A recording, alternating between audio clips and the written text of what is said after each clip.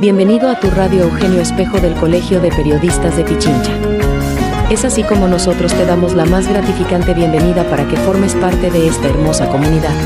Amigas, amigos, audio escuchas de la esquina de mi barrio por la radio Eugenio Espejo del Colegio de Periodistas de Pichincha, tengan todos un excelente día. Hoy, 24 de abril de 2025, vamos a iniciar la programación que corresponde a este día. Quería hacer un recordatorio a propósito del inicio de este programa. Hace aproximadamente, estaba justamente recordando eso, leyendo algún texto de aquel entonces. Hace 46 años, un 23 de abril de 1979, se produjo un hecho muy doloroso en el país.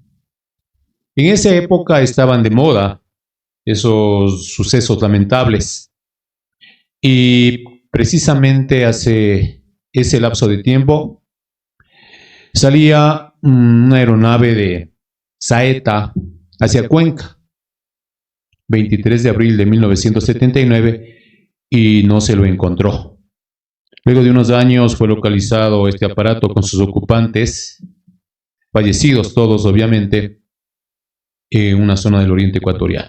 Este recordatorio nada más como dato histórico de la esquina de mi barrio. Hoy, amigas, amigos audioescuchas, nos acompaña, tenemos la grata satisfacción de contar con la presencia de un ícono en el periodismo radial ecuatoriano. Alguien que se destacó durante mucho tiempo atrás en estas lides de la comunicación deportiva, en estas lides del periodismo radial. Además de su característica como periodista, además de su conocimiento, además de su preparación académica, le acompaña una voz, lo que hoy se denominaría una voz radial.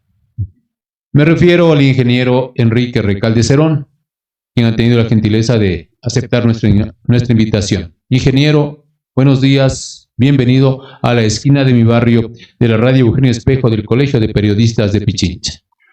Muy honrado por la invitación, muy honrado por sus generosas palabras, sus generosos conceptos, y con mayor satisfacción si es que estoy en algo que es parte de mi casa, parte de mi diario vivir, que es parte de mi formación profesional en la parte periodística, al margen de mi profesión de ingeniero civil.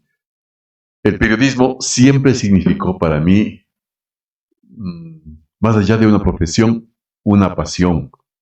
Y tengo algunos pasajes que confirman esto que le acabo de decir. Pero repito, muy agradecido y muy honrado de estar aquí en este programa. Los honrados somos nosotros, estimado ingeniero.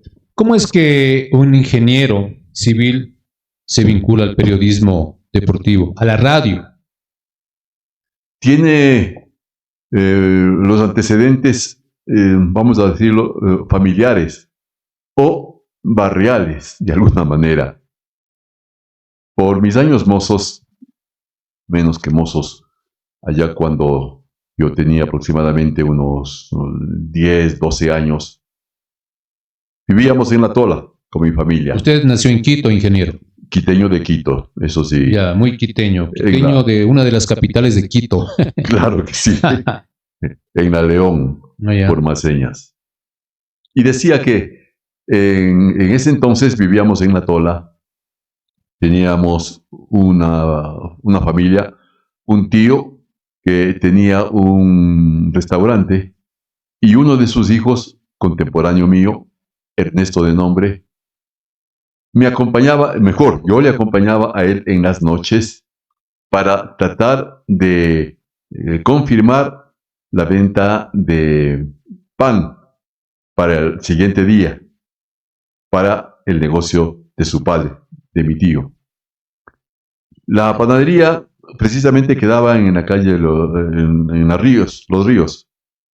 Y mientras tanto íbamos para hacer ese pedido, para hacer tiempo, decidíamos ir a Emisoras Gran Colombia, donde trabajaba el esposo de una prima, hermana de Ernesto. Y entonces, podríamos decir que allí comenzó mi inclinación o mi vinculación con la radio, porque mientras hacíamos tiempo, esta frase tan popular nuestra, mientras hacíamos tiempo en la noche, íbamos a la radio y mi primo político me permitía hacer travesuras con los equipos, poner en este tiempo las cuñas grabadas en la reproductora, poner discos, en fin, esas cosas. Ese fue mi primer contacto con la radio. Más adelante, ya en la parte radiofónica, un señor de apellido Vallejo, Gustavo Vallejo, fundó una radio en el mismo barrio de La Tola, Radio Pacífico, que es donde yo comencé también ya a trabajar de una manera semiprofesional, porque como ya había aprendido el manejo de los equipos, lo hacía ahí, pero siempre solamente en el campo de los sonidos. Nada que ver con el micrófono. Hasta cuando en el año 68, Gonzalo Maldonado Quijano, por entonces gerente propietario de Radio Atahualpa, sacó un anuncio convocando a los interesados en un curso de locución. Entonces nos inscribimos 120, aprobamos del curso 60 y nos quedamos trabajando en la empresa 3, porque al decir de propietario, en el caso mío, tenía una voz radiofónica, lo que decía usted hace un momento. Y ahí comenzó mi vinculación, ya propiamente dicha, con el micrófono, para más adelante seguir avanzando en esta actividad, pero en el renglón deportivo. Usted ya tenía la preparación universitaria en el área de ingeniería cuando iba a hacer sus prácticas, sus travesuras, a vincularse de alguna manera con la radio. Todavía estaba yo en el comienzo del que hemos hablado, todavía tenía yo mi actividad en el colegio. ¿En qué colegio estuvo? En el colegio de los hermanos de La Salle. Ah, ya, en San Blas. En San Blas. Tanto la primaria como la secundaria la hice con los hermanos lasallianos. Después, cuando ya me gradué en el colegio, ingresé a la universidad. Entonces, ya tenía de alguna manera la formación académica, que uno de los requisitos para vincularme al periodismo deportivo fue el tener experiencia en radio y formación académica. Todo esto en el año 75. En esa fecha todavía no había ninguna facultad de periodismo o de ciencias de la información. Solamente para poder trabajar de manera profesional se necesitaban estas dos cosas: tener formación académica y haber estado trabajando profesionalmente en algún medio de comunicación, que fue el caso mío. Es decir, usted empieza su quehacer periodístico en radio en el año 1975. En realidad, en el año 1968. Ah, en el 68. En el 68 fue cuando ocurrió este concurso o esta convocatoria para locutores. Y en ese año, en el año 68, habiendo alcanzado uno de los 3 puestos de finalista, comencé a trabajar en Radio Atahualpa. Y comencé en lo que era lo mío, el manejo de los equipos. Pero ya al aire, ya en el micrófono. Pasó seguramente unos 3, 4 meses, no sé. Pero para esto, yo siempre vinculado, o mi intención de vincularme con el deporte, llevaba los equipos de transmisión al estadio para instalar los equipos y trabajar en eso, la instalación de los equipos. Claro, hubo un momento en que hacía falta alguien que diera información desde el borde del campo, y como quedaba yo libre del trabajo de haber instalado los equipos, entonces comencé a ser de reportero. De alguna manera el reportero, todavía no reportero, sino más bien el informante de las alineaciones desde la planta baja, desde la mesa de control. Hasta que una ocasión ocurrió algo, no preciso qué, pero ocurrió algo en la cancha, y yo hice un análisis, un comentario de lo que sucedió. Debo haberlo hecho bien, que me ascendieron a la cabina principal en el Estadio Olímpico Atahualpa, porque de allí yo seguía manteniendo la información desde la planta baja, pero también compartía los comentarios principales en la cabina con Edelberto Proaño, que por entonces era el comentarista oficial de Radio Atahualpa. ¿Recuerda quiénes fueron sus compañeros de radio, de cabina, de borde de campo por entonces? Del que más recuerdo es de Edelberto Proaño, inclusive porque él tenía una forma de hablar muy campechano. Y cuando yo ya comencé a trabajar con él en la parte del comentario, tuvo una frase que a mí se me clavó, seguramente por mi afición con el periodismo. Me dijo: de Cholito, si quieres seguir en el comentario, vas a tener que sacarte del corazón cualquier afición, cualquier simpatía por un equipo. Si no, no vas a poder trabajar con objetividad, con imparcialidad. Para mí fue una sentencia. Yo por entonces era, no sé si hincha, pero sí simpatizante de Aucas, por mi padre.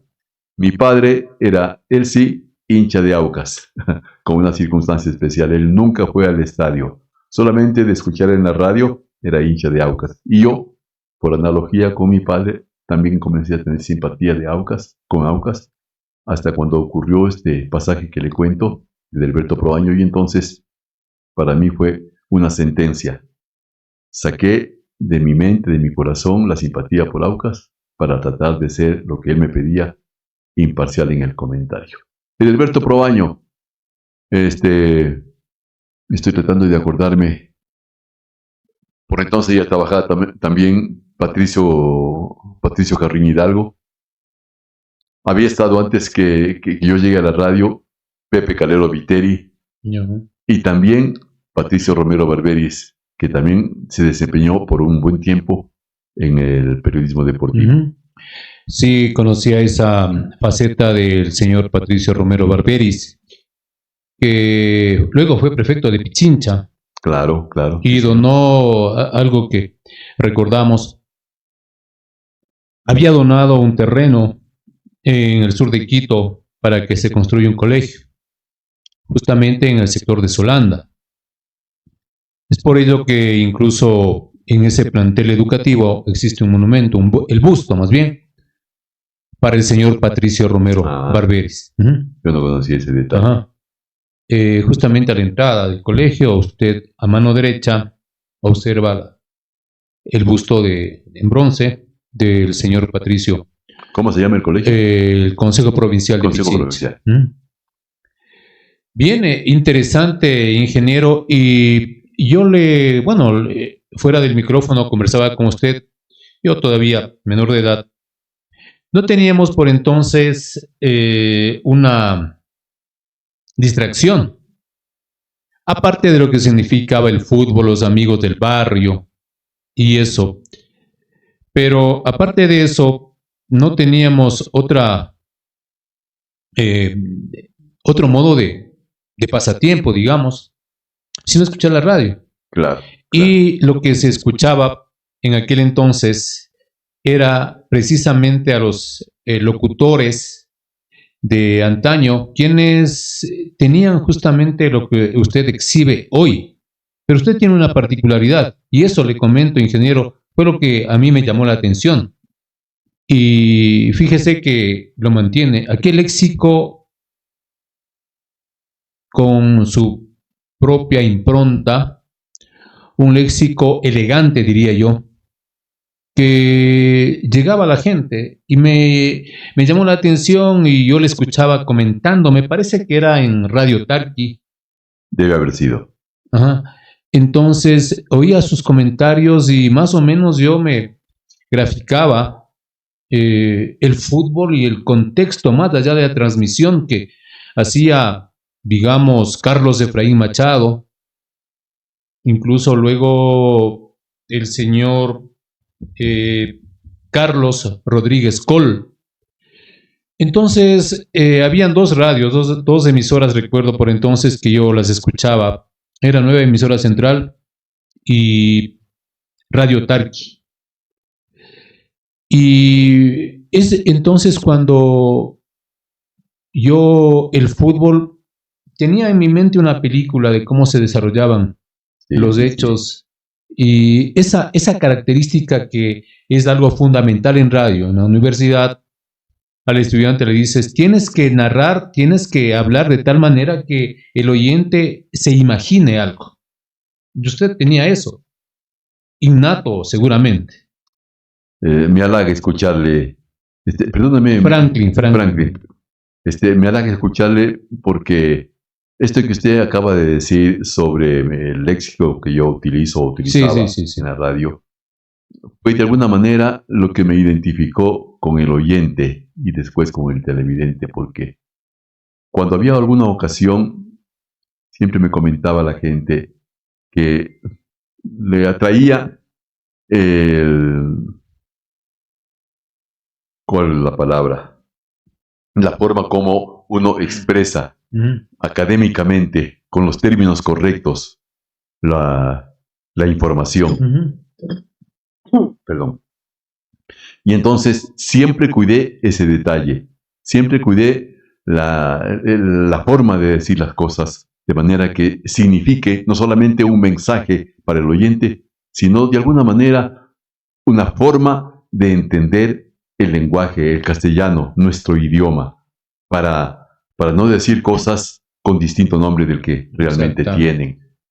Y eso fue lo que identificó mi trabajo. Quizá ese fue el sello que yo logré sin proponerme, pero más bien como una cosa innata. Fue el sello que yo conseguí para distinguir mi presencia en la radio. Usted me hablaba de la nueva emisora central de Radio Tarqui. Y después de paso, vamos a comentarlo, después de haber iniciado mi trabajo en Radio Atahualpa, yo ya estaba inclinado por el periodismo. ¿Dónde quedaba Radio Atahualpa? En la calle Venezuela, frente al cine Atahualpa. Allá. Exactamente, allí, cerca de la Sucre. Le decía que cuando yo me inscribí en ese curso de locución y... ¿Recuerda quién lo dictaba? Pues el mismo Gonzalo Maldonado. Él era quien calificaba las características de los participantes. Por eso es que, como propietario de la radio, Radio Atahualpa, y también tenía la primera emisora en FM en Quito, por lo menos, Radio Fantasía, decidió que me quedara yo trabajando junto con otros dos compañeros en la radio. Pues en ese año 69 ya, yo ya me interesé por la parte deportiva y como Carlos Efraín Machado, por ese entonces era el presidente de la APDP, de los periodistas deportivos, fui a donde él trabajaba en el Banco de Pichincha, en la Plaza Grande, y le pregunté qué es lo que debería hacer yo para poder ingresar a la APDP. Me dio las indicaciones, me dio lo que tenía, los requisitos que debía reunir, y de paso me invitó a que trabaje con él en su radio, en su programa deportivo en Radio Tarqui. Él era arrendaba. En Radio Tarqui. Él arrendaba el espacio deportivo en la Tarqui. No era propietario. El propietario era Gustavo Eloísa León. Pero Carlos Efraín Machado arrendaba el espacio deportivo y con él comencé a trabajar ahí en el año 71-72.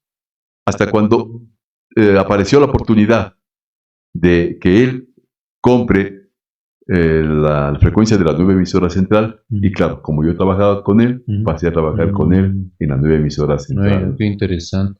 Hasta el año 78, cuando comencé a trabajar en Radio Quito.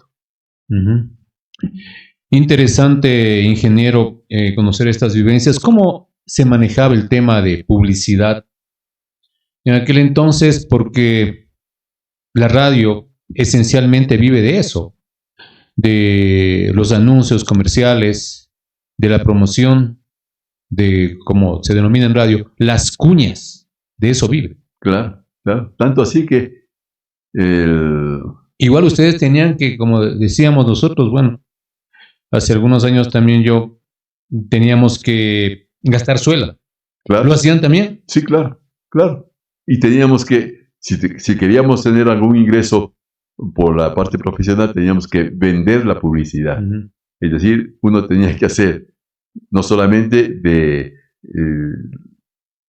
técnico de sonido o comentarista, sino también de agente vendedor de publicidad. Así es. Para tener el ingreso. Pero ventajosamente, la situación fue mejorando para Carlos Efraín Machado en la parte económica, porque de hecho él estableció un hito dentro del periodismo deportivo de Quito, de Ecuador y en algunos casos también en Sudamérica, porque de paso lo digamos, yo recuerdo perfectamente las veces que podía viajar, que había podido yo viajar con él al exterior. Él llevaba la bandera del Ecuador y en cuanto bajaba del avión la mostraba, la exhibía como muestra de su pasión por el país. Y entonces, por esas circunstancias, la situación económica ya mejoró notablemente y entonces yo ya dejé de vender publicidad para tener mi ingreso profesional y más bien ya tuve un sueldo, por así decirlo, de la radio por esta circunstancia. ¿Y los viajes al exterior, cómo se financiaban? Justamente por la publicidad. La publicidad, si es que era exitosa, le permitía el financiamiento de los viajes, lo que significan pasajes, estadía y gastos de transmisión, porque obviamente en esa época no había las facilidades de telecomunicación que tenemos ahora. Ahí había que comprar una línea, comprar un cupo en ese tiempo, ¿cómo se llamaba la empresa de telecomunicaciones? Entel, me parece. Entonces, había que sufragar todos esos gastos y además los viáticos del personal, porque cierto es que la empresa pagaba el transporte, la estadía, la alimentación, pero también necesitaba cubrir los gastos ya de orden profesional, honorarios del personal que viajaba. ¿Había un proceso selectivo para determinar qué locutor acompañe al dueño de la radio, al dueño del programa? Lo hacía él. En ese tiempo, Carlos Efraín Machado. Él designaba quiénes lo acompañaban. Generalmente éramos solamente dos personas. Él, narrador, y yo, comentarista. La publicidad se la hacía desde aquí, porque era difícil, muy, muy complicado, el incluir a un tercer viajero para la locución comercial. Así se mencionaba, así funcionaba el tema en las transmisiones internacionales. ¿Y la competencia en cuanto a publicidad con otras estaciones que tenían el mismo régimen deportivo, por decirle? En esa época todavía estaba al aire emisora Gran Colombia, que tenía un buen personal y tenía una formación ya de muchos años, mucho antes que Mundo Deportivo de Carlos Efraín Machado. Mundo Deportivo, correcto. Ya emisora Gran Colombia era una emisora, era una institución, una empresa.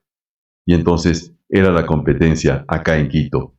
En Guayaquil siempre había la competencia de las emisoras, de los colegas que transmitían.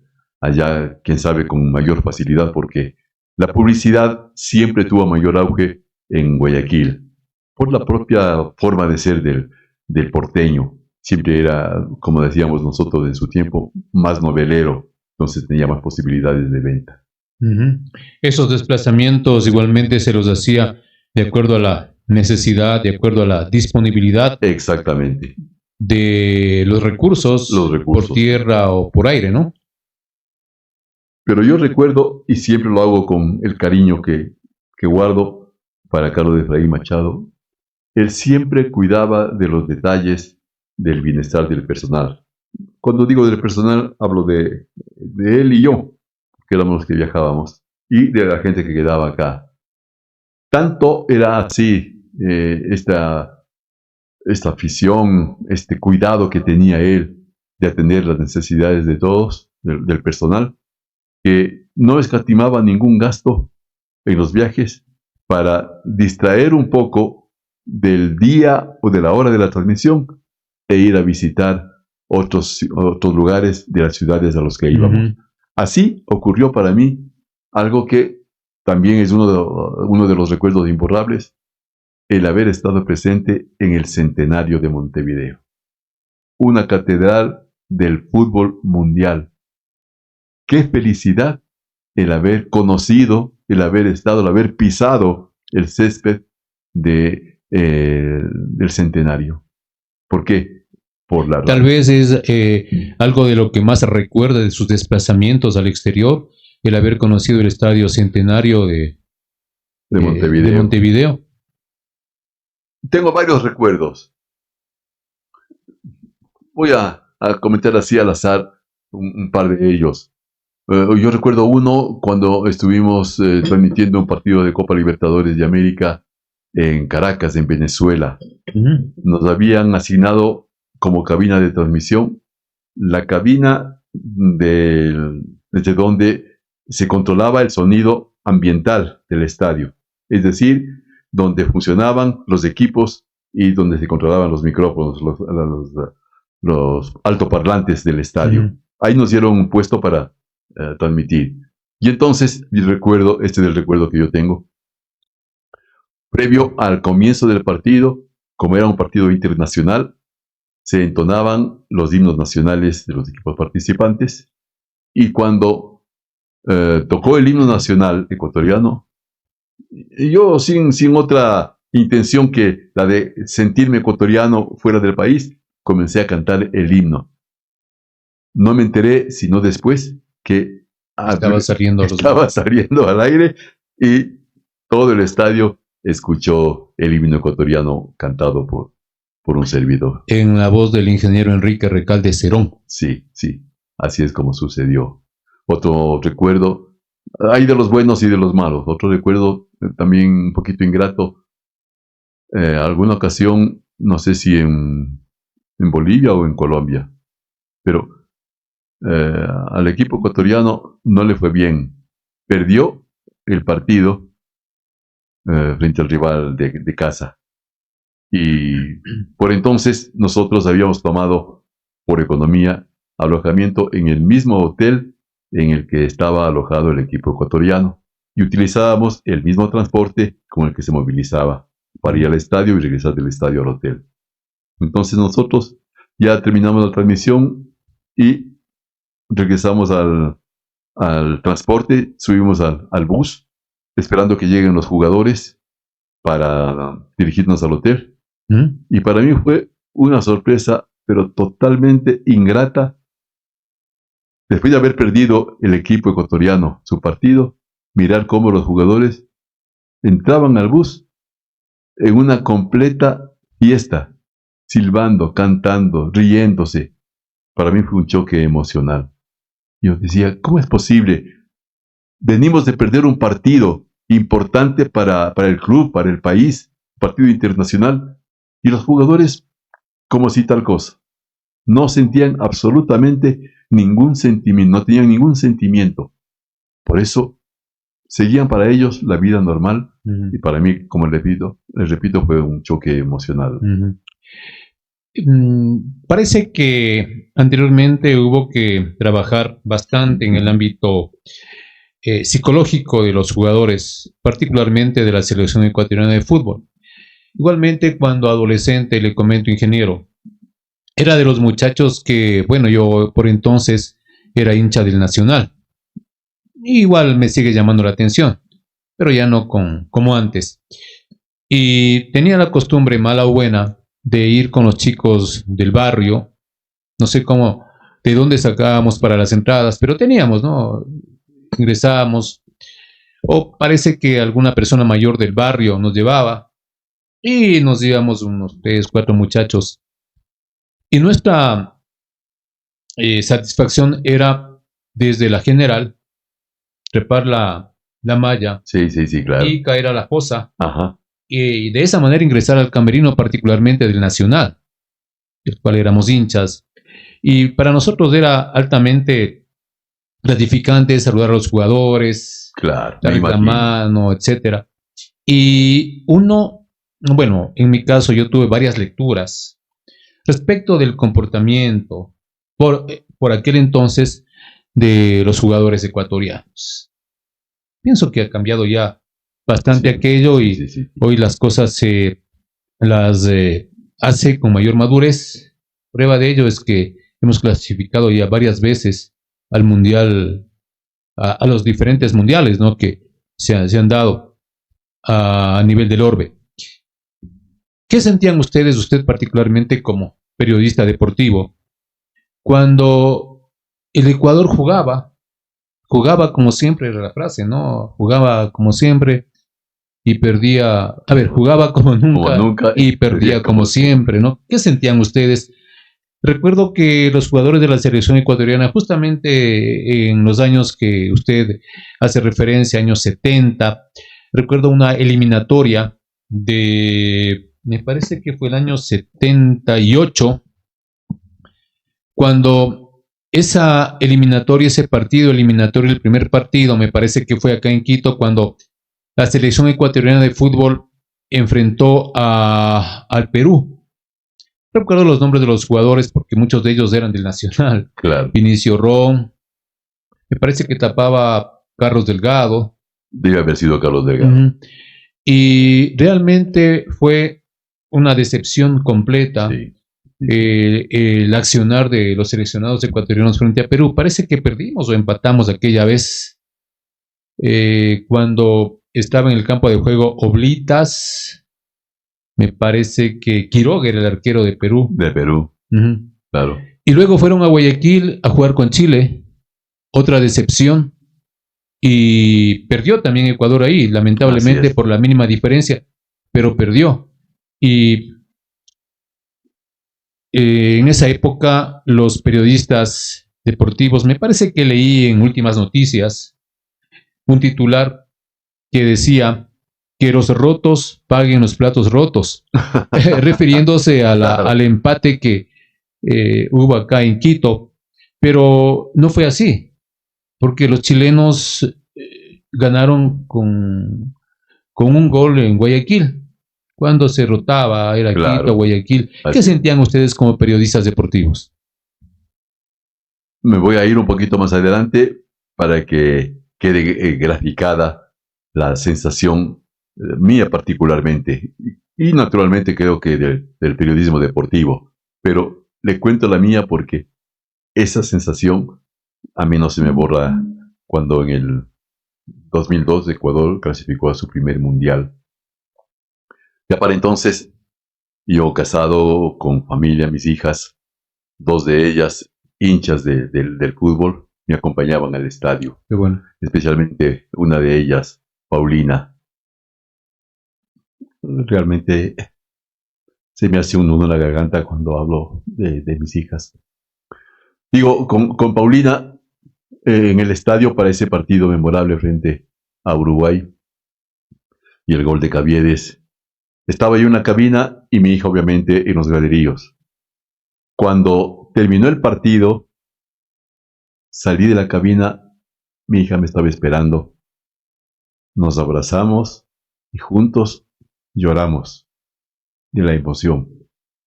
Fue un momento memorable, definitivo, que demuestra lo que significa, para mí sigue significando el sentimiento patrio a través del fútbol. Creo que es el mayor sentimiento. Por mi profesión, la de la ingeniería, he tenido ocasión de participar en otras actividades en las que tiene que ver también el país. ¿También combinó la ingeniería con el periodismo deportivo? Sí, y ese es un capítulo que vale la pena comentar un poquito más adelante. Le decía que en esa ocasión fue tal la emoción de la clasificación de Ecuador a su primer mundial que salí de la cabina, nos encontramos con mi hija y juntos lloramos. Y recuerdo la cábala. Yo tenía una corbata amarilla. Y yo le decía a mi hija antes de que comience el partido o antes de que comiencen las eliminatorias, si Ecuador clasifica, me corto la corbata. y así sucedió. Era una corbata que yo apreciaba muchísimo, pero ya la promesa estaba hecha y así es como sucedió. Esa fue la primera gran emoción imborrable para mí de la participación de Ecuador en la parte deportiva. ¿Qué decía? El sentimiento que les embargaba a ustedes cuando Ecuador jugaba como nunca y siempre perdía. Cuando obviamente era el sentimiento generalizado de la hinchada, no solamente de la hinchada del país, pero ustedes que estaban en el campo, ustedes que estaban en el entorno futbolero, ¿qué sentían? Una mezcla de sentimientos. Alegría, si es que el equipo había conseguido un buen resultado. Tristeza, si es que perdía. Pero también amargura, si es que esa derrota estaba no como reflejo de la calidad del equipo, sino más bien como proyección de un mal planteamiento, de una mala actuación, de un error, especialmente del arquero o de la defensa. Y ver, como le decía hace un momento, la actitud de algunos jugadores displicente, que me importista para utilizar un término de la jerga popular. Había todavía, ahora ya no, supongo que la actitud del jugador ha cambiado. Había jugadores que solamente pensaban en la parte profesional, en la parte económica, y no tenían mucha atención para la parte sentimental, para lo que significaba ser representante de un país en la parte deportiva, el haber ganado un partido o mucho más aún el haber clasificado. Ese sentimiento, esa actitud ha variado totalmente, completamente a los actuales momentos. En aquella época, en aquel entonces, no había el denominado proceso. Claro, los denominados procesos. Me parece que fue Dusan. Dusan Draskovic fue el que estableció. No sé mucho de fútbol, ingeniero. Pero yo más del periodismo lo he hecho de tipo social y todo eso. Pero lo suficiente para tomar una pauta en nuestro diálogo, en nuestra conversación. Fue Dusan Draskovic el que llegó para establecer nuevas formas, nuevas normas de comportamiento del jugador, de los dirigentes, del fútbol en general, inclusive de los aficionados. Porque si algo anteriormente le hizo daño a nuestro fútbol, además de las malas actitudes de los malos directivos, ha sido el regionalismo. Esta pugna permanente entre costa y sierra, pero más principalmente entre Quito y Guayaquil. Una pugna que le hizo mucho mal a nuestro país, a nuestro deporte y fundamentalmente al fútbol. Por ejemplo, yo recuerdo alguna vez cuando se conformaba la selección ecuatoriana y especialmente la prensa en el puerto principal destacaba que en esa selección había apenas 2 o 3 jugadores de la sierra y todos o la mayoría eran de Barcelona, de Guayaquil en definitiva. Entonces, no había ese sentimiento de nacionalidad, ese sentimiento de patria, de país. Era más bien el sentimiento, la sensación de región, eso de defender a su país, a su ciudad, no digo mal a su país, a su ciudad o a su club, algo muy acendrado, especialmente en parte del periodismo porteño. Ojalá se vaya desterrando eso, sí, aunque todavía quedan algunos rezagos, ¿no? Pero parece que con el tiempo eso se va erradicando por el bien del país, por el bien del fútbol del Ecuador. ¿Cómo combinaba usted, le decía anteriormente, ingeniero, su profesión de ingeniería con el periodismo deportivo. Esa es la parte que hace un momentito le mencionaba y que se me olvidó comentarle. Cuando yo era estudiante ya de ingeniería civil en la Universidad Central, tenía un programa en horas de la mañana, me parece que en Radio Éxito. Y el programa tenía de 7 a 8 de la mañana. Mis clases de la universidad comenzaban a las 8 de la mañana precisamente. Y claro, yo no tenía transporte propio y siempre estaba supeditado a la posibilidad de moverme en el transporte público. Y por obvias razones, yo llegaba siempre atrasado a la primera clase de mi facultad de ingeniería. Y teníamos en la materia de estructuras un profesor, el ingeniero Merino. Recibíamos clases en el aula magna, donde había 100 o 120 asistentes, alumnos. Y un día, cuando yo llegué, como de costumbre, por así decirlo, atrasado, desde el fondo, donde él se encontraba, al fondo de la escena, del lugar, me espetó: señor Recalde, usted tiene que decidirse, o la radio o sus estudios, pero las dos cosas, al menos conmigo, no va a poder. Fue para mí un desafío. Le comento que muy bien, de alguna forma yo he sido hombre de desafíos. Fue un desafío para mí y mentalmente pensé, le voy a demostrar que sí voy a poder con las dos cosas. Pasó el tiempo, a Dios gracias, logré terminar mis estudios universitarios, me gradué de ingeniero. Y luego al ingeniero Merino le vio una ocasión. A eso voy, porque yo ya comencé a trabajar en la Junta Nacional de la Vivienda, ya como ingeniero civil. Y un día me visitó el ingeniero Merino en mi oficina para invitarme a que le acompañe como binomio para presentarse a las elecciones del Colegio de Ingenieros. Lo hizo. Imagínense qué momento para mí, claro, íntimamente la revancha por la que yo había estado trabajando. Y eso fue lo que me impulsó. Pero vale la pena comentarle que, y por eso esta gratitud permanente, eterna que yo tengo para un hombre que ha sido siempre para mí importante como Carlos Efraín Machado. Cuando yo estaba estudiando, yo ya trabajaba en algún programa de la radio, especialmente. Pero ya era seguramente usted conocido, popular entre los compañeros, entre la planta docente y todo. Sí. Entonces, había ocasiones en que yo o no lograba llegar a mi programa de la radio o llegaba atrasado. Y entonces, Carlos Machado me dijo: Enrique, no se preocupe. Para usted lo principal es que se gradúe de ingeniero. Ese del esfuerzo de sus padres. Esa es la intención de ellos. Entonces gradúese. Lo de la radio no importa, yo le puedo solucionar. Y fue ese un detalle que a mí me colmó para impulsarme a seguir con mis estudios universitarios hasta cuando me gradué. Y cuando me gradué ya me casé por primera vez. Él fue la carroza nupcial con su carro. Yo todavía no tenía vehículo, él tenía un SAF, y él me llevó a la iglesia. Cuando ya me casé con mi esposa, salimos de la iglesia y me mandó de luna de miel a Manta. Algo increíble. Qué bueno, ingeniero. Amigos audioescuchas, con el ingeniero Enrique Recalde Cerón, un ícono, un referente del periodismo deportivo en el país, particularmente en el ámbito radial.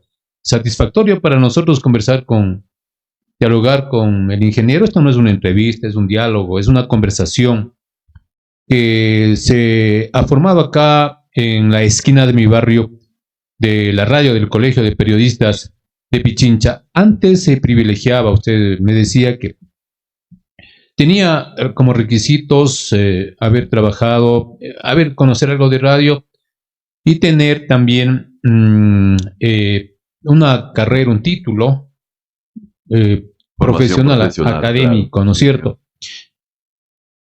Todavía escucho en las radios, compañeros míos incluso, que tienen vozarrones, ¿no es cierto? Sí. ¿De qué manera se privilegiaba aquello para dar cabida en las radios? Hablemos de los años 70, tal vez 80, en este ámbito de los micrófonos. Supongo que era el principal requisito o la principal característica que se buscaba para que alguien trabaje frente a un micrófono. Porque hoy realmente ya no, aquello no se lo deja a un plano secundario, más importan los contenidos. Y más lamentable aún, en los tiempos actuales, poca atención se da a la formación académica y a la posibilidad de transmitir un mensaje correctamente emitido, es decir, con un vocabulario adecuado, correcto, castizo. Ahora parece haberse perdido la noción de lo que significa la radio, la noción de lo que significa estar al frente de un micrófono. El respeto que impone este aparato. Claro, que merece usted como proyector del mensaje con el oyente que es el receptor de ese mensaje. Si usted no emite un mensaje coherente, constructivo, no puede esperar que la audiencia tenga esa inclinación, que tengan una formación positiva. Hoy es muy común escuchar, para utilizar un término popular, las chácharas en la radio, los comentarios de doble sentido, y aún de manera directa. Se ha perdido el sentido de la responsabilidad de la comunicación. El comunicador es una especie de orientador, es una especie de consejero, si el término cabe. Muchos oyentes tomarán o no lo que diga el locutor, pero eso ya es asunto del oyente. Pero quien está al frente de un micrófono tiene que hacerlo con esa intención, con ese sentimiento de saber que está emitiendo un mensaje corto o a lo mejor insulso, pero es un mensaje definitivamente. Es una especie de maestro y orador. Claro que sí. Porque, como decía Velasco Ibarra, el maestro y el orador no están sino para defender el bien. Nuestros discípulos son los ciudadanos de la República y quienes nos escuchan efectivamente son ellos. Claro. Por eso es que es importante, obviamente que tendremos algunas falencias, algunos errores, pero es importante ceñirnos estrictamente a la cervantina lengua. Yo siempre he sido admirador de Miguel de Cervantes Saavedra. Claro, claro. Con su obra magna, El Quijote, y muchos otros libros que los comunicadores hemos leído y debemos seguir haciéndolo. Ingeniero, no quisiera terminar esta conversación sin antes, preguntarle, ¿qué es lo que más recuerda del periodismo deportivo? Lo que le he comentado en el transcurso de este conversatorio. Esas circunstancias que marcaron mi vida, que marcaron mi destino de alguna manera y que resultan para mí imborrables, imperecederos. Desde la primera vez que estuve yo frente a un micrófono en Radio Atahualpa, desde la primera vez que hice mi comentario en el estadio Atahualpa, siempre para la radio, desde la primera vez que me vinculé a la APDP, donde hice toda la conscripción. Ingresé como afiliado, después en el directorio fui vocal, secretario, tesorero, vicepresidente y presidente. Es decir, escalé esas posiciones con base a la devoción que yo tengo por el periodismo deportivo. Eso es imborrable para mí. Otro de los episodios, los que ya le mencioné, el haber estado en un templo del fútbol como es el Estadio Centenario, el haber estado en Francia 98, haciendo la cobertura del Mundial de ese año, las entrevistas que he tenido con personajes, con Rodrigo Borja, por ejemplo. Eso también es un elemento importante que nosotros los periodistas nos lo guardamos. Así es. Los personajes a quienes hemos entrevistado. Y que son un tesoro para el recuerdo. En la parte deportiva, con el entrenador que nos llevó al primer mundial, con el Bolillo Gómez, y el haber estado en ese momento sublime de la primera clasificación de Ecuador y haberlo compartido con mi hija. Ese es para mí definitivamente el símbolo de mi actividad. ¿Usted pertenece acá al Colegio de Periodistas de Pichincha también? Claro que sí, claro que sí. Recuerdo que tuve la ocasión de trabajar a distancia con usted, online, cuando fuimos miembros del comité, de la comisión del Consejo Electoral. Es posible. De la comisión electoral, del comité electoral. Claro. Parece que justo estábamos terminando la época de pandemia. Sí.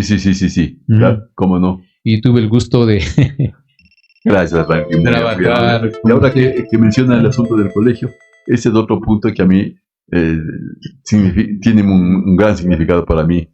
El haber participado, por lo menos en el área de la fiscalización, en la construcción del edificio del colegio. De este. Sí. Muy bien, ingeniero. Amigos audiovidentes de la esquina de mi barrio, el diálogo, estamos finalizando ya el diálogo con el ingeniero Enrique Recalde Cerón, destacado periodista deportivo, un ícono, en realidad, de la radiodifusión en el país. ¿Qué tiempo está retirado de la radio, de la comunicación? Me retiré en el 2016. Recién. Sí. Hace casi 10 años. Porque... Sí, casi 10 años ya. Pero estamos en época contemporánea todavía. Sí. A Dios gracias todavía me mantengo. Y le veo perfectamente bien. Gracias. Tendría que darnos la receta, el secreto de cómo se mantienen esas condiciones. Tener siempre honestidad en los procedimientos y franco en las cosas que tiene que decir. Franco y de frente. Dicen que la mejor almohada es la conciencia. Claro. Sí, señor, definitivamente. Tanto es así que uno de los recuerdos más gratos que yo tengo, o uno de la cosecha más grata que yo tengo del periodismo deportivo, es el hecho de encontrarme generalmente con las personas que me han escuchado o me han visto. Y siempre les noto al menos un sentimiento de simpatía, de amistad, y saludan así. Ese es, quién sabe, uno de los mayores tesoros que yo tengo, porque me da cuenta de que hice las cosas adecuadamente. A lo mejor no las hice excelentemente, pero sí las hice adecuadamente de acuerdo a mi conciencia y a mi forma de ser. Correcto. Gracias, ingeniero. Su presencia ha sido enormemente valedera. Estoy redundando, gracias, pero vale la pena. Muy amable. Gracias, ingeniero. Amigos de la esquina de mi barrio, de la radio Eugenio Espejo, del Colegio de Periodistas de Pichincha, hasta acá llegamos el día de hoy, jueves 24 de abril del 2025. Les acompañó, como siempre, su amigo y servidor Franklin Chávez Vallas. Muy buenos días. Hasta el próximo día jueves. Y así llegamos al final de hoy, pero no te preocupes, esto es solo el principio. Te invito a que nos sigas para que no te pierdas ni una sola sorpresa, ni todo el contenido increíble que tenemos preparado para ti. Tu apoyo significa mucho para nosotros y queremos compartir mucho más contigo. Nos vemos muy pronto.